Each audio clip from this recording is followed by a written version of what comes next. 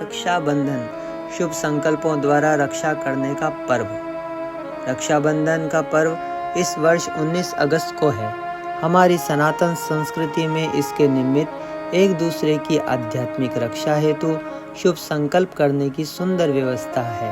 पूज्य बापू जी अपने सत्संग में इसका वर्णन बड़े ही सारभूत तरीके से करते हुए बताते हैं कि रक्षाबंधन पर्व श्रद्धा, विश्वास और शौर्य बढ़ाने का तथा जो रक्षा के योग्य हैं उन लोगों की रक्षा करने का शुभ संकल्प करने का संदेश देता है। निराधार, अपंग, जो सांत्वना और स्नेह के आशा से जी रहे हैं उन लोगों को सांत्वना और स्नेह, गौ, ब्राह्मण, पक्षी, पशु की रक्षा, और अगर बहन को रक्षा की आवश्यकता है तो बहन की रक्षा।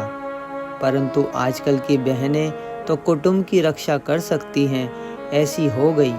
फिर भी बहन की रक्षा हो कि वह अपने चित्त को चैतन्य स्वरूप ईश्वर में लगाए, ऐसा भाई ख्याल करे तो कितना अच्छा।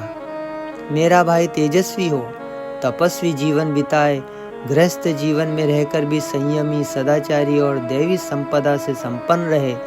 इस प्रकार का संकल्प करके भाई के दैवी गुणों की रक्षा चाहते हुए बहन अगर भाई के हाथ पर राखी बांध सकती है तो ठीक है, नहीं तो दूर गांव में, दूर देश में जो भाई हैं उसके लिए शुभ कामना करके शुभ संकल्प तो जरूर भेज सकती है। दैत्यों पर विजय पाने के लिए इंद्राणी ने इंद्र को राखी बांधी थी।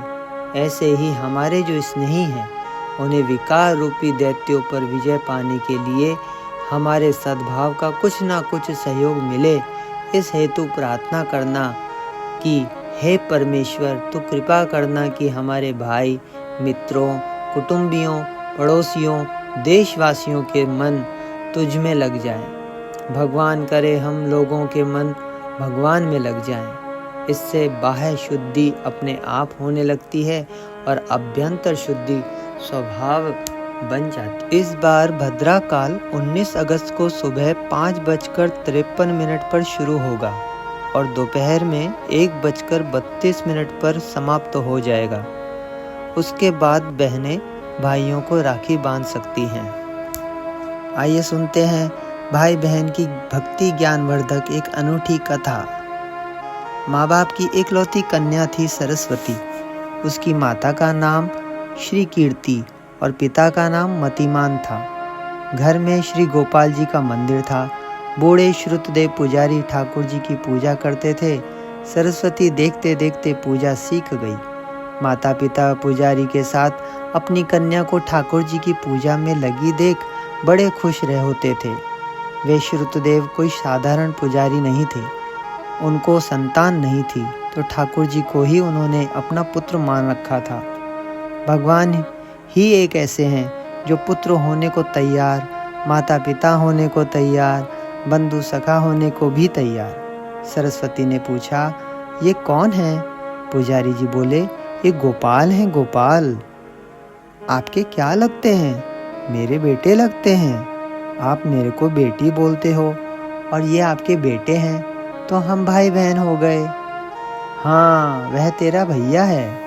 सरस्वती के शुद्ध हृदय में पक्का हो गया कि मंदिर के बांके बिहारी मेरे भाई लगते हैं। भक्ति में ऐसी अद्भुत शक्ति है कि वह हमारे भाव के अनुसार प्रभु रस और प्रभु के रूप को प्रकट कर देती है। जैसे बालक के लिए माँ बाप सब कर लेते हैं, ऐसे ही भक्त के लिए भगवान सब कर लेते हैं।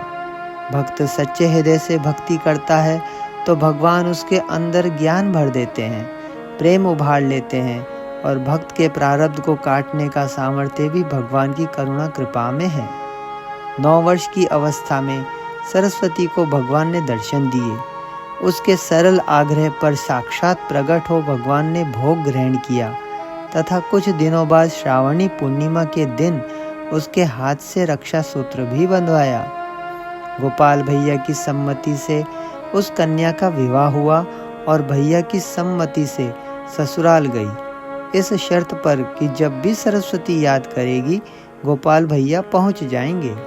ससुराल में गोपाल भैया बीच बीच में बहन से मिलने आ जाते थे और बातों बातों में उसे उपदेश दिया करते और अपने स्वरूप का तात्विक रहस्य समझाया करते थे। सरस्वती के पूर्व जन्म के भक्ति के संस्कार जग गए और भगवान की वास्तविक स्वरूप क्या है, यह जिज्ञासा उसके हृदय में जाग उठी। भैया ने कहा, सरस्वती, यह भैया बहन का नाता संसार की दृष्टि से है, परंतु मेरी दृष्टि से तू मेरा अविभाज्य स्वरूप है। हर जीव मेरा अविभाज्य स्वरूप है, लेकिन जीव अपने को नहीं जानता। सरस्वती, तू अपने को शरीर मानती है, फिर अपने को लड़की मानती है, और मैं ससुराल जा रही हूँ, मायके आ रही हूँ, यह तू अज्ञान को समर्थन देती है। वास्तव में तू ससुराल में भी नहीं है, मायके में भी नहीं है, तू मुझ में है, मैं तुझ में हूँ। तू अपने स्वरूप को जान। तू मुझे भैया कहती है, भैया भले कहे, तू अपने को सरस्वती मान, मेरी मना नहीं है, परंतु सरस्वती मानने की मान्यता और भैया को देखने की दृष्टि जहाँ से उठती है, उस आत्मा में तू शांत होकर देख, तो यह संसार सपना है और चैतन्य अपना है। ज्ञानियों का अनुभव तू अपना अनुभव बना ले। बहन, तुम्हारा पति मेरा पूर्व जन्म का भक्त है। यह पहले अवंतिकापुरी में ब्राह्मण था, वहाँ भी तू अब इसकी धर्मपत्नी थी और मेरी परम भक्त थी। मेरे किसी लीला संकेत से तुम दोनों को फिर यहाँ जन्म लेना पड़ा।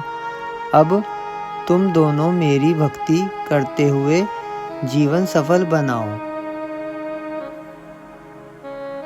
सरस्वती को उपदेश सुनकर बड़ी शांति मिली। फिर भैया ने सरस्वती के सिर पर हाथ रखा तो उसकी बुद्धि में भगवान का तत्व स्वरूप प्रकट हो गया। इधर सरस्वती के पति सुदर्शन को भी भगवान ने प्रेरणा करके पूर्व जन्म की बात याद दिला दी और वह भी सब मोह माया छोड़कर भगवत भक्ति में लगकर परम धाम को प्राप्त हुआ।